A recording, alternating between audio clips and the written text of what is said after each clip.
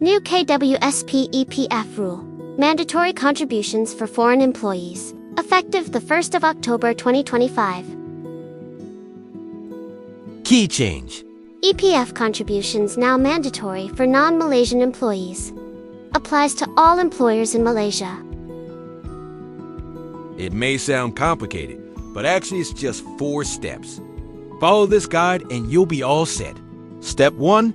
Register as employer. Register with KWSP before the 1st of October 2025. Online or counter. PLT turn to counter only. Step 2. Start contributions. Begin with October 2025 salary. Contribution rate. Employer 2% plus employee 2%. Deadline. The 15th of November 2025. Avoid fines. Step 3. Keep records. Maintain payroll as usual. Ensure records of EPF membership number, passport expiry date, salary details. Step 4. Update company info. Report changes name, address, etc. promptly. If business closes or all staff leave, need to notify KWSP. Final reminder.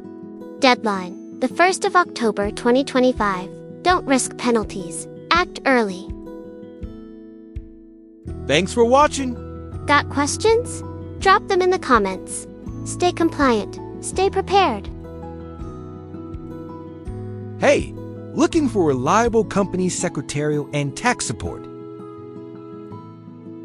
We began as an accounting firm offering bookkeeping services, and over the years, we've expanded into a full-service firm providing company secretarial services, tax advisory, and SST submissions, withholding tax filing, and expat payroll, support for international subsidiaries, payments, invoicing, compliance, e-invoicing, training, and tailored software support. Please like, share, and subscribe our channel.